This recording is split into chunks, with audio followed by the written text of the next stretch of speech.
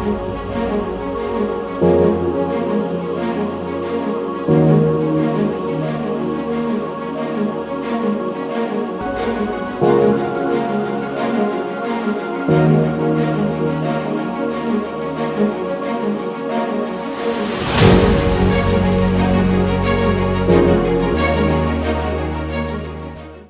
and welcome to the worship service of Grace Baptist Church, Grace Valley. Grace Baptist சபை grace வேலியினுடைய ஆராதனைக்கு உங்களை வருக என்று ஒரு முறை கூட வரவேற்கிறோம். And let's sing some songs in praise to our Almighty God. சர்வவல்லமையுள்ள ஆண்டவருக்காக ஒரு சில பாடல்களை அவருடைய மகிமைக்காக நாம் பாடுவோம்.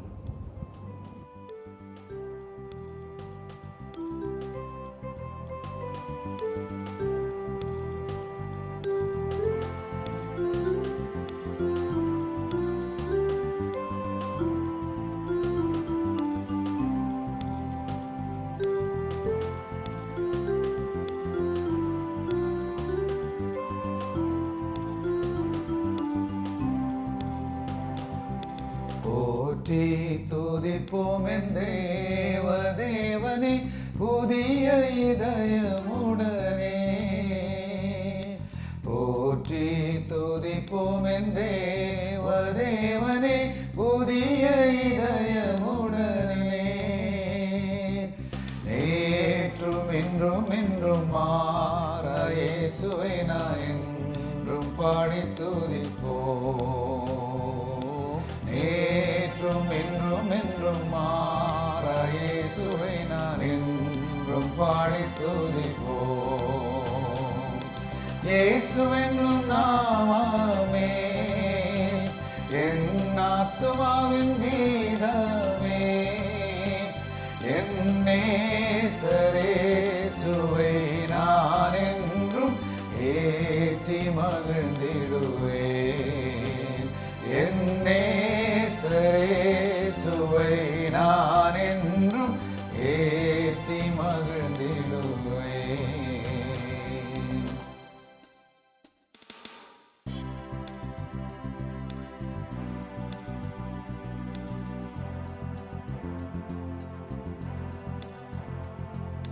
கோர பயங்கரமான புயலில் கொடிய அலையின் மத்தியில், கோர பயங்கரமான புயலில் கொடிய அலையின் மத்தியில், காக்கும் கரம் கொண்டு மார்பில் சேர்த்தணைத்து அன்பை என்றும் பாடுவேன். காக்கும் கரம் கொண்டு மார்பில் சேர்த்தணைத்து அன்பை என்றும் பாடுவேன். இயேசுவென்னும் நாமமே என் ஆத்துமாவின் கீதமே. என் நேசரேசுவை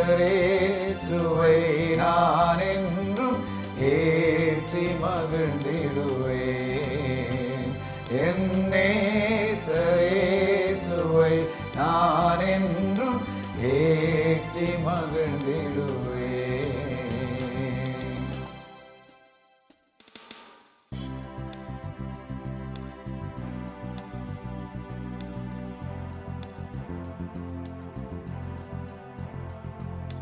தாய் தன் பாலகனையே மறப்பினும் நான் மறவேன் என்று சொன்னதால்,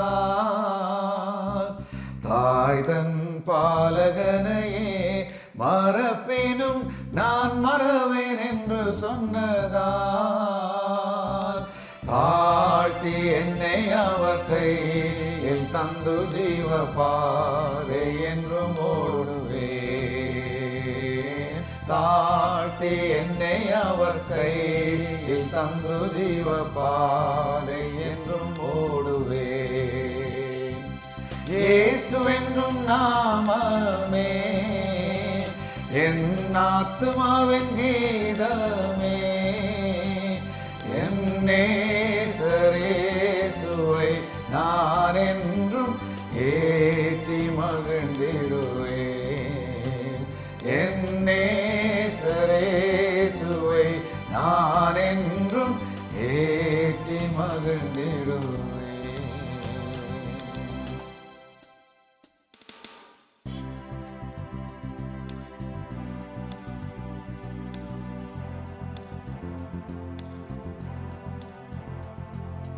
பூமி அகிலமும் சாட்சியாகவே பொங்கல் என்ற கட்டளையதால், பூமி அகிலமும் சாட்சியாகவே பொங்கல் என்ற கட்டளையதால், ஆவி ஆத்துமாவும் தேகம் யாவும் தந்து என்று தொண்டு செய்குவேன்.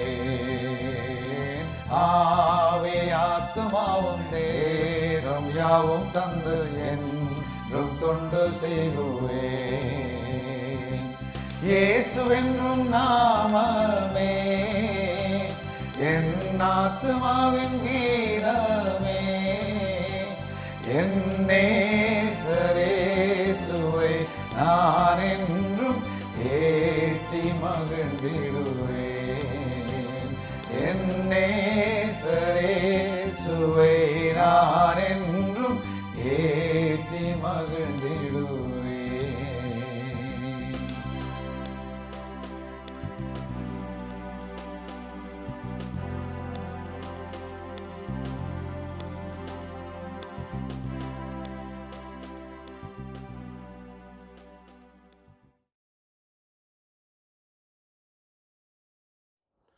எங்களை நேசிக்கிறதான நல்ல பிதாவே, இந்த நல்ல நேரத்திற்காக உம்மை ஸ்துதிக்கிறோம், ஸ்தோத்திரிக்கிறோம் கர்த்தாவே.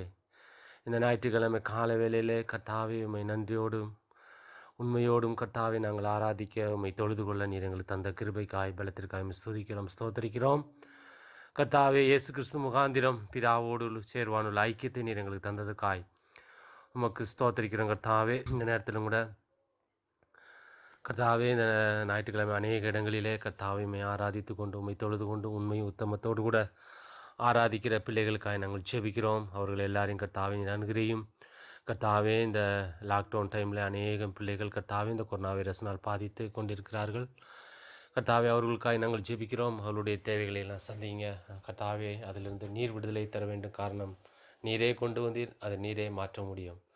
அது உமக்கு மாத்திரம்தான் ஆண்டவரே சித்தம் உண்டு. நீ சுத்தமாகும் என்று சொன்னது போல கர்த்தாவே நீர் சுத்தமாக்கும்படியாக நாங்கள் ஜெபிக்கிறோம். அதுபோல் கர்த்தாவே இந்த சத்தியத்தை எல்லாம் கொடுக்குற தாசனுக்காய் ஸ்துதிக்கிறோம், ஸ்தோத்திரிக்கிறோம். நீரே எங்களோடு கூட இருந்து கர்த்தாவே அவர் பேசுகிறதான வசனங்கள் எல்லாம் எங்களுடைய இருதயத்திலே கர்த்தாவே தியானிக்கும்படியாயும் அதுபடி நாங்கள் நடக்கும்படியாகவும் நீர் எங்களுக்கு ஒவ்வொருவருக்கும் கிருபையும் பலத்தையும் தரும்படியாக நாங்கள் ஜெபிக்கிறோம். அதுபோல் எங்களுடைய சபையில் இருக்கிறதான ஒவ்வொரு பிள்ளைகளுக்காக ஜெபிக்கிறோம். அங்கங்கே கூடி ஆராதிக்கிற பிள்ளைகளுக்காக நாங்கள் ஜெபிக்கிறோம். அவருடைய தேவைகளை எல்லாம் சந்திங்க கர்த்தாவே. இந்த நேரத்திலும் கூட அவர்கள் கர்த்தாவை பாதுகாப்போடு கூட இருக்க நீர் உதவி செய்தலும் அவர்களை பாதுகாத்து கொள்ளும். அதுபோல் கர்த்தாவே இதற்காக அநேக பிரயாசப்பட்டு இருக்கிறார்கள். அவர்களுக்காக நாங்கள் ஜெபிக்கிறோம். அமெரிக்க தேசத்தில் இருக்கிறதான பிள்ளைகளுக்காக ஜெபிக்கிறோம். அங்கே இருக்கப்பட்டதான பாஸ்டர்ஸ், அதுபோல் அங்கே இருக்கப்பட்டதான விசுவாசிகள் கர்த்தாவே அவர்களுக்காக நாங்கள் ஜெபிக்கிறோம். இந்த மாதிரி டைமில் நீர் அவர்களோடு கூட இருந்து அவர்களுக்கு வேண்டியதான ஞானம் அது ஞானத்தை தரும்படியாக நாங்கள் ஜெபிக்கிறோம். உடைய பரிசுத்த ஆவியானவருடைய கிருபையும் பலமும் அவர்களுக்கு இருந்து கர்த்தாவே அவர்களை பாதுகாத்து கொள்ளும்படியாக நாங்கள் ஜெபிக்கிறோம். நீரே பாதுகாத்து கொள்ளும், பலப்படுத்தும், சகலத்தையும் உடைய கருத்து கொடுத்து ஜெபிக்கிறோம். இயேசு கிறிஸ்துவின் மூலம் ஜெபங்கள் நல்ல பிதாவே, ஆமீன்.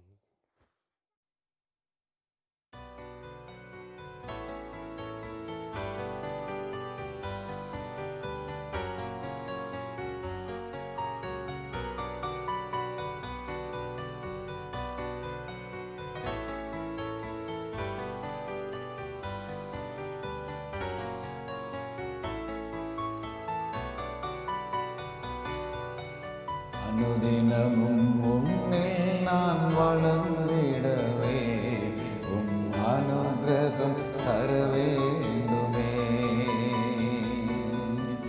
அனுதினமும் உன்னில் நான் வளர்ந்திடவே உம் அனுக்கிரகம் தர வேண்டுமே. என்னால் ஒன்றும் கூடாதையா, எல்லாம் உம்மால் கூடும். என்னால் ஒன்றும் கூடாதையா, எல்லாம் உம்மால் கூடும்.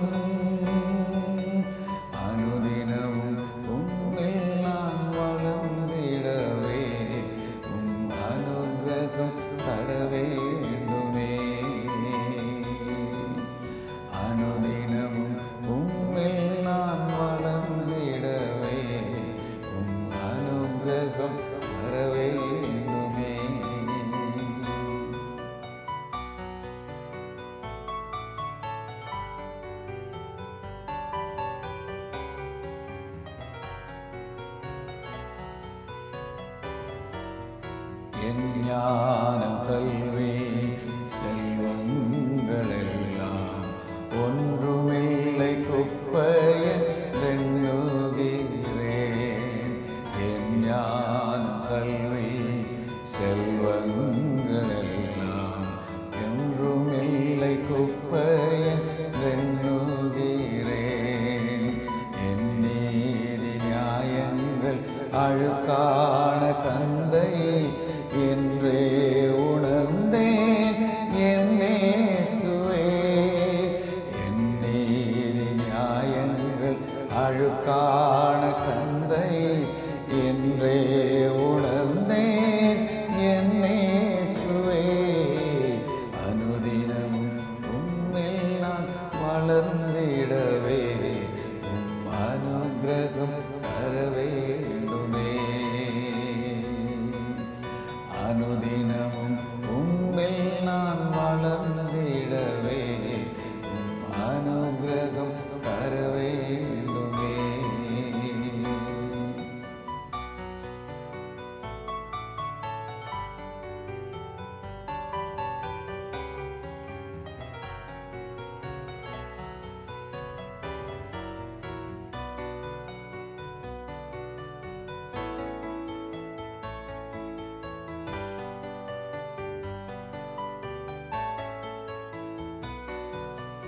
அழைத்தவரே உன்னில் இழைத்திடவே அவனில் உமக்காய் உழைத்திடவே. அழைத்தவரே உன்னில் இழைத்திடவே அவனில் உமக்காய் உழைத்திடவே. அர்ப்பணிக்கின்றேன் என்னை இன்று ஏற்றுக்கொள்ளும் என் இயேசுவே. அர்ப்பணிக்கின்றேன் என்னை இன்று ஏற்றுக்கொள்ளும் என் இயேசுவே. அனுதினமும் உம்மில் நான் வளர்ந்திடவே உம் அனுக்கிரகம் தர வேண்டுமே. அனுதினமும் உம்மில் நான் வளர்ந்திடவே உம் அனுக்கிரகம் தர வேண்டுமே. என்னால் ஒன்றும் கூடாதையா எல்லாம் உம்மால் கூடும். என்னால் ஒன்றும் கூடாதையா எல்லாம் உம்மால் கூடும். அனுதினமும் உம்மில் நான் வளர்ந்திடவே உம் அனுக்கிரகம் தர வேண்டுமே. அனுதினமும் உம்மில் நான் வளர்ந்திடவே உம் அனுக்கிரகம் தர வேண்டுமே. மகருக்கும் கிருபை நிறைந்த எங்கள் அன்பின் நல்ல தகப்பனே, இந்த வேலையில் நோக்கி துதிக்க கிருபை செய்து துதிக்கிறோம், ஸ்தோத்திரிக்கிறோம். கடந்த நாட்கள் முழுவதும் நீர் எங்களை கண்ணின் மணி போல பாதுகாத்து வழி நடத்தினீரே, அதற்காக நன்றி செலுத்துகிறோம். கர்த்தாவே, இந்த வேலையிலும் கூட நாங்கள் அனைவரும் அவரவர் வீடுகளிலே நாங்கள் உம்முடைய செய்தியை கேட்கும்படியாக கிருபை செய்தீர், அதற்காக நன்றி செலுத்துகிறோம். கர்த்தாவே, இந்த வேலையிலும் கூட வரக்கூடிய உம்முடைய செய்திக்காக கூட ஜெபிக்கிறோம். கர்த்தாவே, நாங்கள் அனைவரும் எங்களுடைய சொல் செயல் சிந்தனைகளிலே நாங்கள் எங்களுடைய எண்ணங்களை ஒருநிலைப்படுத்தி உம்முடைய செய்தியை கூர்ந்து கவனிக்க, உம்முடைய வார்த்தைகளை கூர்ந்து கவனிக்க நீர் கிருபை தாருங்கள். அந்த செய்தியை கொடுக்கிற தாசனுக்காக கூட ஜெபிக்கிறோம். தாசனை இன்னும் அநேகமான காரியங்களையும் நீர் எடுத்து உபயோகப்படுத்துங்கள். தொடர்ந்து நீர் எங்களை பாதுகாத்து வழிநடத்துங்கள். துதிக்கிறோம், ஸ்தோத்திரிக்கிறோம், எங்களை வெறுமையாக்கி தாழ்த்துகிறோம். துதிக்க நமக்கு மேலாம் செலுத்துகிறோம். கர்த்தரும் மீட்புறமாகிய இயேசு கிறிஸ்துவின் மூலம் தாழ்மையுடன் ஜெபங்களும் எங்கள் அன்பின் நல்ல தகப்பனே.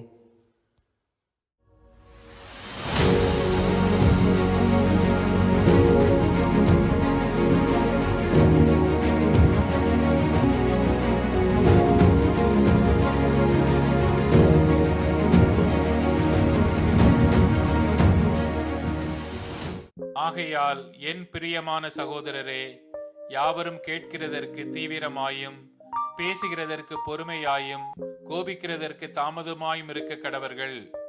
மனுஷருடைய கோபம் தேவனுடைய நீதியை நடப்பிக்க மாட்டாதே.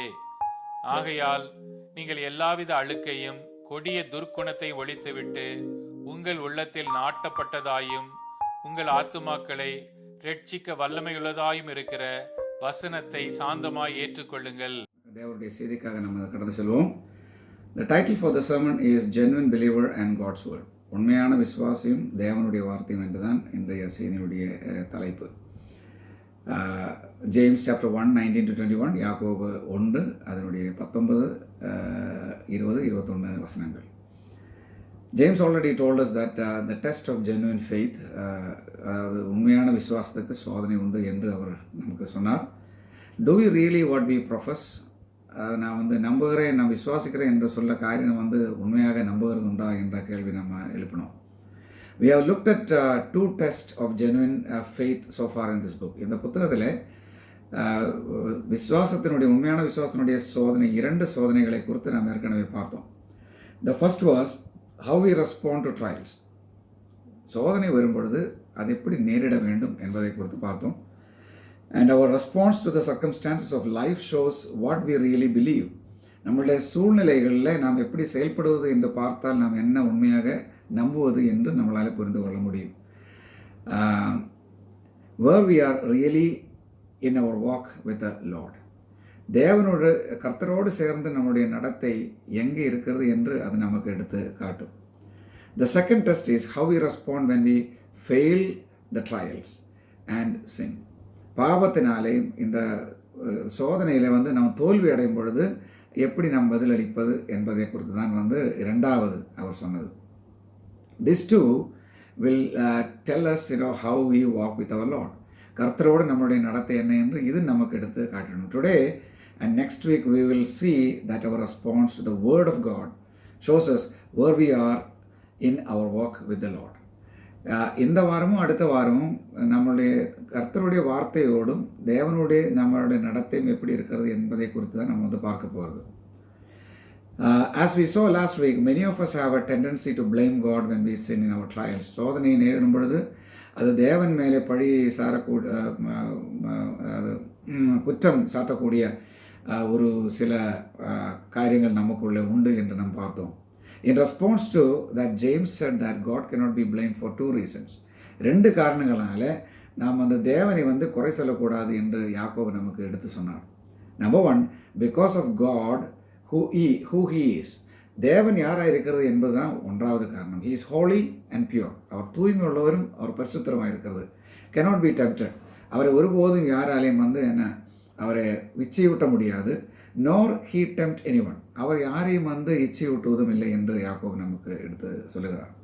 We need to understand that what we began with our birth by the word of God. தேவனுடைய வார்த்தை நமக்கு உயிர் கொடுத்ததுக்கப்புறம், ஆவிக்குரிய உயிர் கொடுத்ததுக்கப்புறம் என்ன நமக்குள்ள துவங்கினது என்று புரிந்து கொள்ள வேண்டும் என்று அவர் சொல்லுகிறார். And continue in our walk with the Lord through the word of God. தேவனுடைய வார்த்தையை கற்றுக்கொண்டு கர்த்தரோடு கூட நடக்க வேண்டும் என்று சொல்லி அவர் சொல்லுகிறார். And how we respond to the word of God shows whether or not we really believe what we really believe. தேவனுடைய வார்த்தைக்கு நாம் கொடுக்கிற பதில் தான் நாம் என்ன நம்புகிறது என்று நமக்கு எடுத்து சொல்லுகிறது. That is where James pick up the thought in verse 19. 19வது வசனத்தில் அங்கே தான் யாக்கோபு துவங்குவது. Verse 19 literally says, my dear brothers, you already know this. அவர் சகோதரர்களே, என்னுடைய அருமையான சகோதரர்களே, உங்களுக்கு இது ஏற்கனவே தெரியும் என்று அவர் சொல்லுகிறார். Now what is it that they already know? அவருக்கு புரிகிற காரியம், அவர் தெரிகிற காரியம் என்ன? They know the truth of verse 18. 18வது வசனத்தில் சொல்லப்பட்ட அந்த உண்மை அவருக்கு தெரியும். That they have been given birth by God through the word of truth. தேவனுடைய உண்மையான வார்த்தையினாலே அவருக்கு ஒரு புது ஜீவன் கிடைத்தது என்று அவர்களுக்கு தெரியும். And James is now saying it is not enough just to know that. எனக்கு தேவனுடைய வார்த்தையினாலே உயிர் கொடுத்தது, தேவன் கொடுத்தது என்று புரிகிறது மட்டுமல்ல, அது யாக்கோபு அதல்ல சொல்கிறது. But without the word there is also no maturity. இது புரியணும், ஆனால் தேவனுடைய வார்த்தை இல்லாமல் முதிர்ச்சியும் இருக்காது என்று யாக்கோபு நமக்கு எடுத்து சொல்லுகிறது. In verse 19-27, 19 27 வசனங்கள் he elaborates regarding the word. தேவனுடைய வார்த்தையை குறித்து அவர் விவரித்து நமக்கு சொல்கிறார். we will see that the proposition, அதாவது இந்த செய்தியினுடைய கருத்து, genuine believers eagerly obey the word of God. உண்மையான விசுவாசிகள் ஆர்வத்துடன் தேவனுடைய வார்த்தையை கீழ்ப்படியும். and thereby benefit both themselves and others. அதனால அவர்கள் மட்டுமல்ல மற்ற நபர்களுக்கும் அதில் பிரயோஜனம் இருக்கும் என்று தான் இந்த செய்தியினுடைய கருத்து. Today we will focus on verse 19 to 21. இன்றைக்கு நாம் 19 21 வரை உள்ள வசனங்கள் தான் நம்ம பார்க்க போகிறது. Genuine believers eagerly listen to God's word and obey it. உண்மையான விசுவாசிகள் சரியான முறையில் ஆர்வத்துடன் தேவனுடைய வார்த்தையை கேட்டு அது கீழ்ப்படியும். There are two requirements to obey God's word. தேவனுடைய வார்த்தையை கீழ்ப்படியும்படிக்கு 2 காரியங்கள் தேவை. Be attentive to it.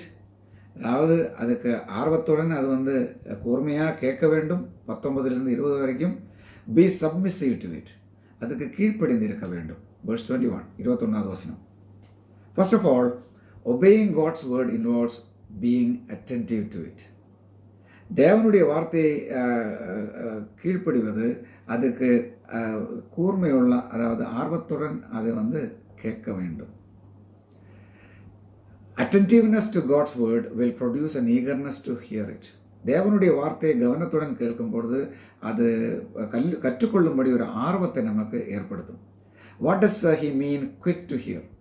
அதாவது கேட்பதற்கு வேகம் என்று சொல்லும் பொழுதுக்கு என்ன அர்த்தம்? When we study in a college and seminaries, we'll just try to listen to write the lecture notes. அது காலேஜில் செமினாரில் எல்லாம் படிக்கும் பொழுது அந்த வாத்தியார் அல்ல ஆசிரியர் நமக்கு லெக்சர் எடுக்கும் பொழுது அந்த நோட் எழுதுறதுக்கு வேகமாக நம்ம கேட்கும். But we may not have an eagerness to learn. அது கற்றுக்கொள்வதற்கு ஒரு ஆர்வம் இருக்காது. ஆனால் நம்ம அது ஸ்பீடாக எழுதும்படிக்கு அது செய்யும். So what does it mean? What James does say, be quick to, he does not say be quick to read. யாக்கோபு வாசிப்பதற்கு வேகமாக இருக்க வேண்டும் சொல்லவில்லை, கேட்பதற்கு தான் வேகம் என்று யாக்கோபு சொல்கிறது. Attentiveness to God's word will produce a proper view of authority. தேவனுடைய வார்த்தையை கவனித்து நாம் புரியும்படி அதை கேட்டுக்கொண்டால் அதனுடைய அதிகாரத்தை நாம் அங்கீகரிக்கிறது என்ற அர்த்தம். It appears that like us, these people were more interested in talking than listening or reading. நம்மை போல் இந்த நபர்கள், யாக்கோபு எழுதுகிற அந்த நபர்கள், அவர் பேசத்தான் அவர்களுக்கு ஜாஸ்தி பிடிக்கும், வாசிப்பதற்கோ கற்றுக்கொள்வதற்கோ அல்ல. James says, be quick to listen. கேட்பதற்கு வேகமாக இருக்க வேண்டும் என்று அவர் சொல்லுகிறார். But also slow to speak. பேசுவதற்கு நிதானமாக பேச வேண்டும் என்று சொல்லி. This phrase probably targets 2 groups of people. இது 2 குரூப்பு ஜனங்கள் சபையில் இருக்கக்கூடிய நபர்களுக்கு தான் இது. Number 1, those who disagree with the word. தேவனுடைய வார்த்தைக்கு விரோதமாக செயல்படுகிற நபர்கள், அங்கீகரிக்காத நபர்கள். Number 2, those who want to be teachers. 2வது, நான் ஆசிரியராக வேண்டும் என்று சொல்லி அதுக்காக கஷ்டப்பட்டு பிரயாசப்படுகிற நபர்கள். Either way, they were having a problem with authority of scripture. 2 கூட்டருக்கும் இருக்கிற ஒரு பிரச்சனை தெரியுமா? 2 கூட்டத்துக்கும், அதாவது தேவனுடைய வார்த்தையில் அவருக்கு பிரச்சனை இருக்குது. Some disagree with the message and want to argue it.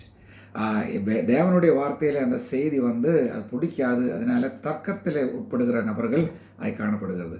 These are those who don't just like what they hear and are outspoken about it. அவர் கேட்குறது அவருக்கு பிடிக்காது, வேதத்திலேருந்து கேட்குறது பிடிக்காது, அது எனக்கு பிடிக்காதுன்னு அவர் வெளிப்படையாக சொல்லுகிற கூட்டம் கூட. they are responding to the word immaturely or sinfully. அவர் தேவனுடைய வார்த்தையை கேட்பது முதிர்ச்சி இல்லாத ஒரு நிலைமையிலும், சொல்லப்போனால் பாபத்தன்மையிலும் தான் அவர் வேதத்தை அணுகுவது. Believers must mull over teachings of God's word and not rashly respond when it convicts them. தேவனுடைய வார்த்தையை கற்றுக்கொள்ள வேண்டும் விசுவாசிகள். அதில் கற்றுக்கொண்டு அது நமக்கு ஒரு உணர்வை கொடுக்கும் பொழுது, நமக்கு மாற்றத்துக்குள்ள ஒரு உணர்வை கொடுக்கும் பொழுது, ஒரு ஏவுதல் கொடுக்கும் பொழுது அது நம்ம கோபத்துடன் அதில் பதிலளிக்கக்கூடாது. The other group are those who would be teachers. அடுத்த குரூப் என்ன தெரியுமா? நான் ஆசிரியராக இருக்க வேண்டும். therefore don't think they can be taught. என்னை யாரும் கற்றுக் கொடுக்க வேண்டாம் என்று நினைக்கிற நபர்கள். It appears that many of James' readers were vying to be teachers 3ஆம் அதிகாரம் 1ஆம் வசனத்தில் யாக்கோபு எழுதுகிற அந்த நபர்கள் வந்து ஏராளமான நபர்களும் ஆசிரியர்களாக வேண்டும் என்று சொல்லியிருக்கக்கூடிய நபர்களாய் காணப்படுகிறது. This command may be aimed at them. இது வந்து இவர்களுக்கு உள்ளது என்று நான் நினைக்கிறேன். You don't be so quick to speak. நீங்கள் வந்து வேகமாக பேச வேண்டாம், நிதானமாக பேச வேண்டும். For you have no real authority. உங்களுக்கு வந்து சரியான ஒரு அதிகாரம் கிடையாது. தேவனுடைய வார்த்தைக்கு தான் அதிகாரம், உங்களுக்கு அதிகாரம் கிடையாது. So the authority of a teacher is only derived from God's word as faithfully he teaches it. ஒரு ஆசிரியருடைய அதிகாரம் தேவனுடைய வார்த்தை உண்மையாக கற்றுக் கொடுக்கும் பொழுது அதிலிருந்து தான் அவனுக்கு அதுக்குள்ள அதிகாரம் கிடைக்கும். But these people were so busy trying to be teachers and they were not students of the word at first. தேவனுடைய வார்த்தையினுடைய மாணவர்களாகாமல் கற்றுக் கொடுக்கிற நபர்களாக அவர்கள் வந்து மாற வேண்டும் என்று முயற்சி எடுக்கிற நபர்கள். James says to be eager to hear. நீங்கள் வந்து கேட்பதற்கு மிக ஆர்வம் உள்ள நபர்களாய் காணப்பட வேண்டும். in order to do that they cannot why to be teachers. அப்படி இருக்கணும் என்று சொன்னால் மாணவர்களாக இருக்க வேண்டும், ஆசிரியர்களாக அவர்கள் இருக்கக்கூடாது. they must be slow to speak. அவர் வந்து பேசுவதில் நிதானமாக அவர்கள் வந்து பேச வேண்டும், வேகமாக பேசக்கூடாது. James point is this.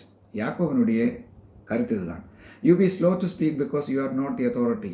நீங்கள் வந்து ஜாஸ்தி வேகமாக பேச வேண்டாம், நிதானமாக பேசுங்க. காரணம், நீங்கள் வந்து அதிகாரி அல்ல. when you hear the word correctly proclaimed and you disagree that it's not authoritative. அதாவது தேவனுடைய வார்த்தை சரியான முறையில் வந்து பிரசங்கம் பண்ணியோ அதை கற்றுக் கொடுக்கும் பொழுதோ அது வந்து அதிகாரபூர்வம் அல்ல என்று காட்டும்படிக்கு தான் உங்களுடைய செயல்பாடுகள். You are bound to submit to God's word. தேவனுடைய வார்த்தைக்கு நீங்கள் வந்து கட்டுப்பட்டு இருக்க வேண்டும் என்று யாக்கோபு சொல்கிறது. If you are a teacher make sure you do not view yourself as authority. நீங்கள் வந்து ஒரு ஆசிரியர் என்று சொன்னால் நீங்கள் தான் அதிகாரம் என்று நினைக்க வேண்டாம், தேவனுடைய வார்த்தை தான். Your teaching only has authority to the degree that it agrees with the word of God. தேவனுடைய வார்த்தை நீங்கள் வந்து அதுக்கு சாதகமாக அதோட சேர்ந்து நீங்கள் வந்து கற்றுக் கொடுக்கும்பொழுது தான் அதுக்கு ஒரு அதிகாரம், உங்களுக்கும் ஒரு அதிகாரம் கிடைக்கும். By the way, there are two potential dangers to teachers. 2 ஆபத்து இந்த ஆசிரியர்களுக்கு நேரிட போகிறது. they will be judged. அவர் வந்து நியாயம் தீர்க்கப்படுவார். அதனால் அவர் என்ன செய்யணும்? they have to slow to speak. அவர் வந்து நிதானமாக பேச வேண்டும்.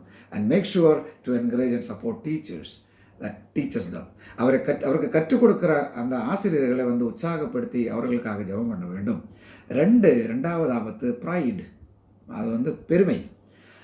Constant tone to people in the public eye. அதாவது வந்து பப்ளிக்காக வரும்பொழுது நான் இன்னாரு அப்படின்னு சொல்லிட்டு உயர்த்தி காட்டுவது, நான் யார் என்று மற்ற நபர்களுக்கு உயர்த்தி காட்டுவது. So there are many would be teachers out there who are looking for a place to teach. கற்றுக் கொடுப்பதற்கு ஏதாவது ஒரு இடம் வேணும் என்று சொல்லி அதுக்காக அலைஞ்சு கொண்டிருக்கிற நிறைய நபர்கள் உண்டு. அப்பேற்பட்ட நபர்கள் சபையில் வந்து when they don't get a chance to speak in the church, they will just go to some place in where they can just open their mouth and teach. சபையில் வந்து அவரை பேச விடலை என்று சொன்னால் அவர்கள் வந்து நம்ம இந்த சபையை விட்டு வேறு சபைக்கு போகும். I also have some experience. When I don't give chance for people to speak 5-10 minutes, they will just go away. So people come to the church to listen to God's word, not to speak. அதாவது தேவனுடைய சபையில் வருவது தேவனுடைய வார்த்தை கேட்கும்படி தான். அங்கே வந்து எல்லாரும் வந்து பேசிக்கொண்டிருக்கிறதுக்கு அல்ல. One person should speak and others should listen and understand. ஒரு நபர் பேசி மற்ற நபர்கள் அது புரிந்து கொள்ள வேண்டும். So there are 2 dangers and these dangers are for teachers and teachers should be careful. இந்த 2 ஆபத்தும் ஆசிரியர்களுக்கு அவர்கள் வந்து கவனமாக இருக்க வேண்டும். If you are convinced what you have to say, நீங்கள் சொல்லுவது என்னவென்று நீங்கள் வந்து இதுதான் சரியான ஒரு கருத்து நான் சொல்ல வேண்டும் என்று நீங்கள் நினைத்தால் you need to just speak to that or say it. அது வந்து நீங்கள் சொல்ல வேண்டும் to the right people, சரியான நபர்களுக்கு, in the right circumstances, சரியான சூழ்நிலையில், and in the right places, சரியான இடத்துல அது பேச வேண்டும். because the motive for such speaking and little listening is possession and pride. இப்பேற்பட்ட கல்வியில் வந்து என்ன தெரியுமா, அவர் வந்து கல்வி எடுக்காது, ஆனால் கல்வி கொடுத்து கொண்டிருக்கிற அந்த ஒரு பெருமை அந்த அப்பேற்பட்ட நபர்களுக்குள்ளே இருக்கும். So the next phrase says, attentiveness to God's word will produce a proper response to its truth. அதாவது தேவனுடைய வார்த்தை வந்து கவனமாக ஆர்வத்துடன் கேட்டால் அதுக்கு வந்து சரியான ஒரு பதில் அந்த உண்மைக்கு சரியான ஒரு பதில் நமக்கு கிடைக்கும். The command B slow to become angry. அங்கே என்ன சொல்லி தெரியுமா? நீ கோபத்திலே தாமதமாக இருக்க வேண்டும், கோபப்படுவதில் வேகமாக இருக்க வேண்டாம். How should be respond to the Bible? வேதத்தை வேதம் நமக்கு எடுத்து சொல்லும் பொழுது நம்ம அதுக்கு எப்படி பதிலளிக்க வேண்டும்? What if you don't like what it chase? வேதம் சொல்லுகிற காரியம் நமக்கு பிடிக்கல, அப்போ என்ன? That is another problem. அது இன்னொரு பிரச்சனை தான். But James says clearly that we should not respond with anger. அதாவது கோபத்தில் தேவனுடைய வார்த்தையை கேட்கும்போது நாம் இருக்கக்கூடாது. So he is not just telling some occasional irritation that is passing by. அதாவது நமக்கு இருக்கக்கூடிய ஒரு நொடிப்பொழுதில் நமக்கு வருகிற அந்த திடீரென்ற கோபம், அது அப்படி மாய்ந்து விடுகிற கோபத்தை கூட சொல்லலை. This is something that people are harbouring and strong persistent feeling and active anger. இது தேவனுடைய வார்த்தைக்கு விரோதமாக எழும்பி அந்த கோபத்தில் நிரந்தரமாக நிற்கிற ஒரு காட்சி தான் இங்கே யாக்கோபு நமக்கு அளிக்கிறது. Is anger always wrong? கோபம் எல்லா நேரமும் தவறாக இருக்கிறதா? இல்லை. No, there is something known as righteous anger. அதாவது நீதி உள்ள கோபம் என்று ஒன்று இருக்குது. Please read John chapter 2 and Ephesians 4. யோவான் 2, எஃபேசியன் 4 படிங்க. அதுக்கப்புறம் இந்த இம்ப்ரிகேட்டரி ப்ரேயர்ஸ், அதாவது தேவனுடைய எதிரிகளுக்கு நியாய தீர்ப்பு வேணும் என்று சொல்லி தேவனிடத்தில் ஜெபம் பண்ணுகிறது. The difference is this. என்ன வித்தியாசம்? Righteous anger is always anger when God's character is maligned. தேவனுடைய சுபாவத்தை அது இகழ்த்தும் பொழுது, அது வெறுமை பண்ணும் பொழுது, இகழ்த்தும் பொழுது நமக்கு வருகிற கோபம் தான் நீதி உள்ள கோபம். அதான் அந்த தாவீதுக்கு இருந்தது. Unrighteous anger is anger when my character is maligned. என்னுடைய சுபாவத்தை மற்ற நபர்கள் பேசும் பொழுது எனக்கு வருகிற கோபம் அநீதியான கோபம். How would this admonition apply to us? இந்த எச்சரிக்கை நமக்கு எப்படி நம்ம வாழ்க்கையில் செயல்பாட்டு முறையில் கொண்டு வரலாம்? It applies to us when we read the Bible during the week. அப்போது இந்த வாரம் நாம் தேவனுடைய வார்த்தையை வாசித்து கற்றுக்கொள்ளும் பொழுது அது நமக்கு நம்மளோட வாழ்க்கையில் செயல்பாட்டு முறையில் கொண்டு வரலாம். It applies to us when we hear the Bible preached or taught. தேவனுடைய வார்த்தையை கற்றுக் கொடுக்கும் பொழுதோ பிரசங்கம் பண்ணும் பொழுதோ அது நம்மளுடைய வாழ்க்கையில் நம்ம பயன்படுத்தலாம். It applies to us when someone approaches us about sin in our lives. நம்முடைய வாழ்க்கையில் பாவம் உண்டு என்று சொல்லி ஒரு சகோதரன் சொல்லும் பொழுது அப்போ தேவனுடைய வார்த்தை நமக்கு நம்மளுடைய வாழ்க்கையில் அப்ளை பண்ணலாம். So the Bible says that as believers we should help one another to grow. வேதம் சொல்லுகிறது ஒருவருக்கொருவர் உற்சாகத்தை கொடுத்து அவர் முதிர்ச்சி அடைய பண்ண வேண்டும் என்று சொல்லி சகோதரர்கள் செயல்பட வேண்டும் என்று நமக்கு எடுத்து சொல்கிறது. Part of the relationship is involving going to each other in love and addressing sin problems. இதனுடைய ஒரு பகுதி ஒவ்வொரு நபரிடத்திலையும் நம்ம என்ன செய்ய வேண்டும் தெரியுமா? அவருடைய வாழ்க்கையில் பாவத்தன்மைகள் இருந்தால் அது வேதத்தின் அடிப்படையில் எடுத்து காட்டி நாம் அவரை திருத்த வேண்டும். அதுதான் அன்பில் திருத்த வேண்டும். இது நமக்கு ஏற்பட்டால் இன்னொரு சகோதரன் நம்மளிடத்தில் சொன்னால் what we will do when somebody comes and tells us that we have some sin problem and will we get angry? நாம் கோபப்படுமா? இதுதான் அநீதியான கோபம். எக்லீசியாஸ்டஸ் 7:9 பிரசங்கியின் புத்தகம் 7:9 do not be quickly provoked in your spirit. ஆவியில் நீங்கள் திடீரென்று கோபப்படக்கூடாது. for anger resides in the lap of fools. கோபம் முட்டாளினுடைய மடியில் தான் இருக்கும் என்று சொல்லி அவர் பிரசங்கியார் சொல்லுகிறார். Proverbs 16:32 நீதிமொழிகள் 16:32 சொல்லுகிறது he that is slow to anger is better than the mighty. பலவானை காட்டிலும் கோபப்படாத நபர் என்ன அதாவது நல்ல ஒரு மனுஷன் என்று அங்கே சொல்லியிருக்கிறார். and he that rules his spirit than he that takes a city. அதாவது ஒரு பட்டணத்தை பிடிக்கிறவனே கால் என்ன தெரியுமா? இந்த கோபப்படாத மனிதன் அவன் ஆவியை கட்டுப்படுத்துகிற மனுஷன் நல்ல ஒரு மனுஷனாக இருக்கிறது அவனை காட்டில் நல்லவன் என்று சொல்லுகிறது. So the reason for the command, இதனுடைய காரணம், இந்த கட்டளையினுடைய காரணம் என்ன? Man's anger does not produce God's purpose. தேவனுடைய நோக்கம் ஒருபோதும் மனுஷனுடைய கோபம் கொண்டு வராது. In verse 20, James tells us that why anger is wrong way to respond to the word. இந்த 20ஆம் வசனத்தில் ஏன் நாம் கோபத்தில் தேவனுடைய வார்த்தைக்கு நாம் செயல்படக்கூடாது என்று யாக்கோபு சொல்கிறது. For man's anger does not bring about the righteous life that God decides. தேவன் விரும்புகிற அந்த நீதி உள்ள ஒரு வாழ்க்கை வந்து மனுஷனுடைய கோபம் ஒருபோதும் கொண்டு வராது. So what is this righteous life? It is which God approves. தேவன் அங்கீகரிக்கிற இந்த வாழ்க்கை என்ன? What is right in his sight? அவருடைய பார்வையில் அவர் அங்கீகரிக்கிற காரியம் என்ன? Assume that man of wrath does not practice the righteousness of God. இது சொல்லுகிறது அதாவது கோபக்காரன் ஒருபோதும் தேவனுடைய காரியங்களை சரியான முறையில் அவனால் செய்ய முடியாது. கோபத்தை அடக்கணும், அன்பிலே செயல்பட வேண்டும். It teaches that wrath never furthers God's cause. கோபம் வந்து ஒருபோதும் தேவனுடைய காரியங்களை வந்து முன்னே கொண்டு செல்லாது. So if we are to obey God's word, we must be attentive to it. அப்போ தேவனுடைய வார்த்தை நாம் கீழ்ப்படிய வேண்டும் என்று சொன்னால் அதை கூர்மையாக ஆர்வத்துடன் கவனத்தோடு நாம் வந்து கேட்க வேண்டும். we must be eager to listen to it. அது வந்து கேட்பதற்கு நமக்கு வந்து வேகமாக இருக்க வேண்டும். accept its authority. அதனுடைய அதிகாரத்தை வந்து அங்கீகரிக்க வேண்டும். respond properly to it. அதுக்கு சரியான ஒரு பதில் நம்ம அளிக்க வேண்டும். now secondly, obeying God's word involves being submissive to it. தேவனுடைய வார்த்தை தேவனை கீழ்ப்படிவது என்று சொன்னால், தேவனுடைய வார்த்தைக்கு கீழ்ப்படிவது என்று சொன்னால் அதுக்கு கீழே வந்து நாம் இருக்க வேண்டும், தாழ்மையுடன் இருக்க வேண்டும். வேதத்திற்கு கீழே 21வது வசனம், we are commanded to accept the implanted word. நமக்குள்ளே கொடுத்திருக்கிற அந்த வார்த்தை வந்து நாம் வந்து ஏற்றுக்கொள்ள வேண்டும் என்று சொல்லி, at the time of regeneration, நம்மளை வந்து மறுபடியும் பிறக்கிற அந்த நேரத்தில் நமக்கு கொடுக்குற அந்த தேவனுடைய வார்த்தை.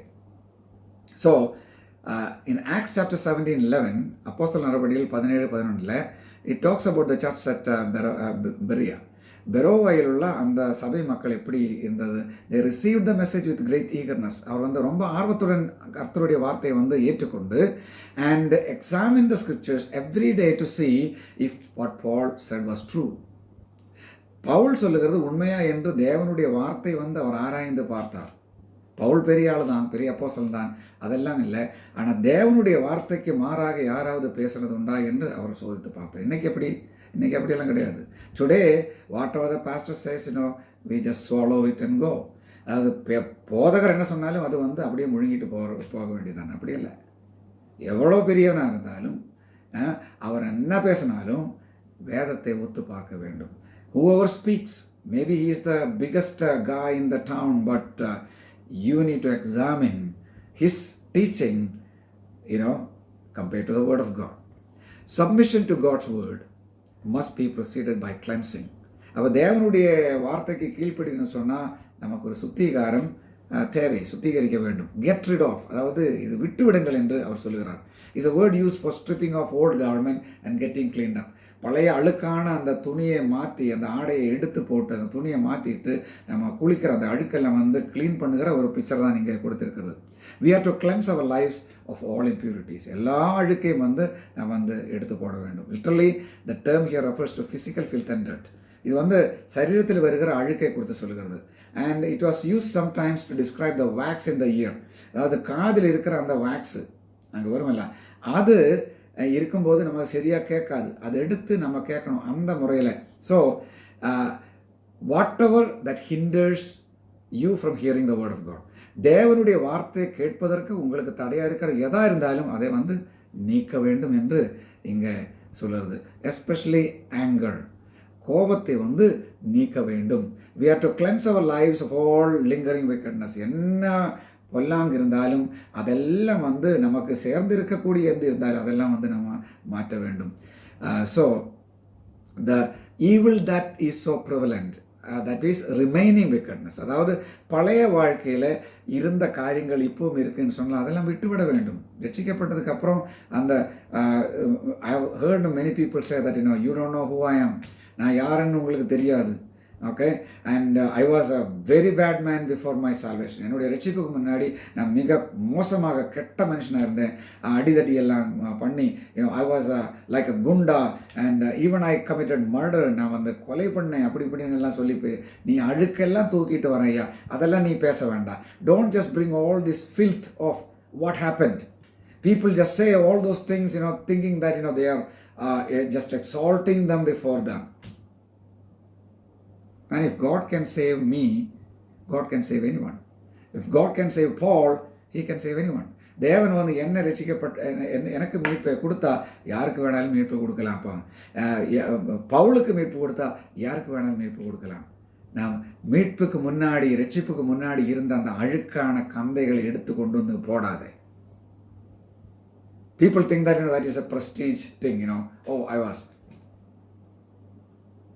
you don't know what I am, I will just make you this and I will do this and all. That is not a Christian way of doing things. அந்த அழுக்கெல்லாம் எடுத்து போடுங்க. அதுதான் வந்து இங்கே சொல்கிறது.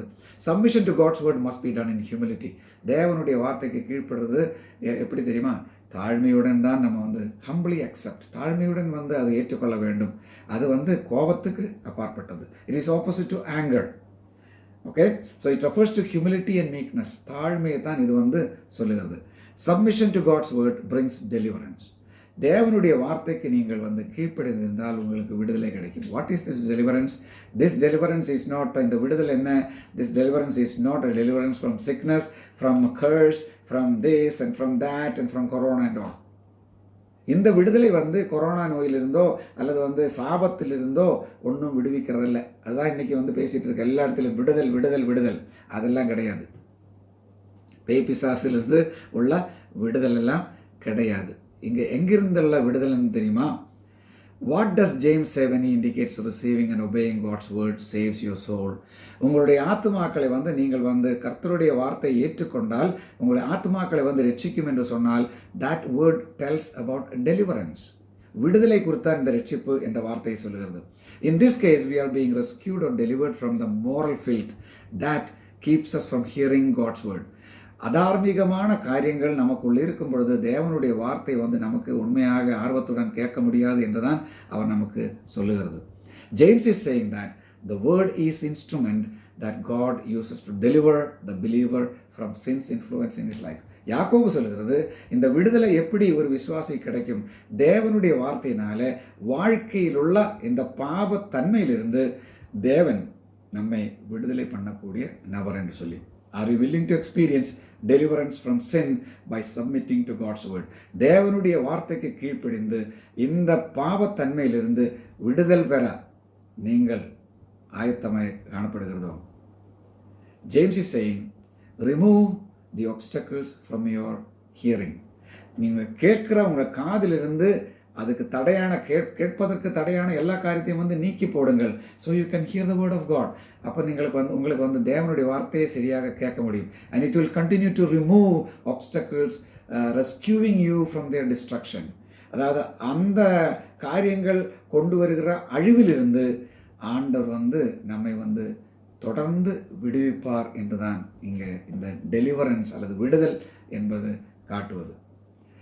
So James goes on in verse 22 says, 22 வசனத்தில் யாக்கோபு சொல்கிறது, don't just listen to the word. இந்த வார்த்தை வந்து சும்மா கேட்டது மட்டுமல்ல, obey it. அது வந்து செயல்பாட்டு முறையில் அது கீழ்ப்படிந்து அது செய்ய வேண்டும். But he has set that up by saying, அவர் எப்படி சொல்கிறது, be attentive. அது வந்து கூர்மையாக நாம் கேட்க வேண்டும். be eager to listen, ஆர்வத்துடன் கேட்க வேண்டும். but slow to speak, பேசுவதற்கு தாமதம் உள்ளவர்களா. இந்த அதிகாரம் உங்களுக்கு இல்லை. நீங்கள் வந்து மற்ற நபர்களுக்கு கற்றுக் கொடுக்கறதுக்கு முன்பதாக சரியாக நீங்கள் கற்றுக் கொடுத்து தான் அல்ல கல்வி அடைந்ததுக்கு அப்புறம்தான் கற்றதுக்கு அப்புறம்தான் நீங்கள் வந்து மற்ற நபர்களுக்கு கற்றுக் கொடுக்க வேண்டும் என்று தான் இவர்கள் சொல்கிறது. So do not respond to the word in anger. கோபத்தில் தேவனுடைய வார்த்தைக்கு பதிலளிக்காதீர்கள். And that will keep you from hearing God's word. இந்த கோபம் தேவனுடைய வார்த்தையை கேட்பதை வந்து தடை செய்யும். Humbly submit to God's word. தேவனுடைய வார்த்தைக்கு தாழ்மையுடன் அதை ஏற்றுக்கொண்டு it will deliver you from that sin that gets in the way of obedience. நீங்கள் வந்து கீழ்ப்படிதலினுடைய இடையில வருகிற அந்த பாவத்தை வந்து தேவன் தன்னுடைய வசனத்தினாலே நீக்கி உங்களுக்கு விடுதலை தரும் என்று யாக்கோபு சொல்லுகிறது. So how many of you are ready by not only hearing but practicing God's word in your life? கேட்பதற்கு மட்டுமல்ல, தேவனுடைய வார்த்தையை செயல்பாட்டு முறையில் கொண்டு வருகிற நபர்களாய் எத்தனை பேர் காணப்படும் இன்றைய காலையில்? James is telling that if you are a believer, you show that you are a believer by your activities. உங்களுடைய செயல்பாடுகளினாலே நீங்கள் ஒரு விசுவாசி என்று நீங்கள் மற்ற நபர்களுக்கு எடுத்து காட்ட வேண்டும் என்று யாக்கோபு நமக்கு எடுத்து சொல்கிறது. May God help each and every one of us to have a proper relationship with the Word of God, hearing it with eagerness, obeying it and submitting it by humble attitude. தேவன் வேதத்தோடு, தேவனுடைய வார்த்தையோடு ஒரு நல்ல தொடர்புள்ள உறவுள்ள நபர்களாய் அதுக்கு ஆர்வத்துடன் கேட்டு அதுக்கு கீழ்ப்படிந்து எளிமையுடன் தாழ்மையுடன் அதை ஏற்றுக்கொண்டு தேவையில்லாத காரியங்களை தேவனுடைய வார்த்தையை கேட்டு அது புரிந்து கொள்வதற்கு ஏதாவது தடை இருந்தால் அதெல்லாம் நீக்கி தேவனுடைய வார்த்தையினால கழுகி சுத்தம் செஞ்சு முதிர்ச்சி அடைகிற நபர்களாய், மற்ற நபர்களை உற்சாகப்படுத்தி முதிர்ச்சிக்கு ஆளாக்குகிற நபர்களாய் இன்றைய காலையில் காணப்பட்டுட்டும் தொடர்ந்து அப்படி இருக்க ஆண்டவர் கிருபை செய்யட்டும். Until we see again next week. If the Lord tarries, we will see again next week. தேவன் கர்த்தருடைய வருகை தாமதமானால் அடுத்த வாரம் கண்டிப்பாக மறுபடியும் நாம் சந்திப்போம். கர்த்தருடைய பரிசுத்த நாமத்துக்கு மகிமை உண்டாவதாக.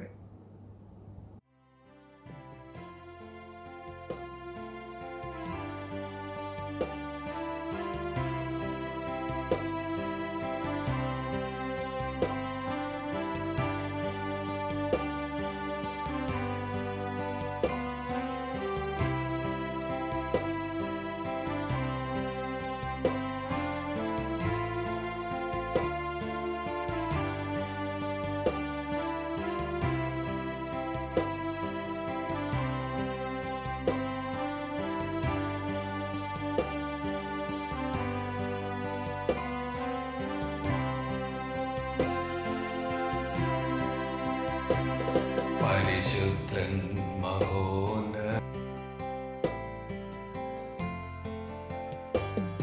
അവനത്ഭുതമന്ത്രിയാം ദൈവം, നിത്യതാതനും വീരനാം ദൈവം, ഉന്നത ദേവൻ നീതിയിൻ സൂര്യൻ, രാജാതിരാജനാം മശിഹാ. അവനത്ഭുതമന്ത്രിയാം ദൈവം, നിത്യതാതനും വീരനാം ദൈവം, ഉന്നത ദേവൻ നീതിയിൻ സൂര്യൻ, രാജാതിരാജന മശിഹാ. ഹല്ലേലൂയാ, ഹല്ലേലൂയാ, ഹല്ലേലൂയാ, ഹല്ലേലൂയാ,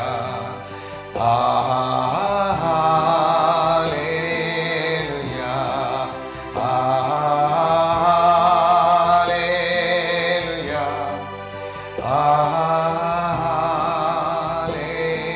ഹല്ലേലൂയാ,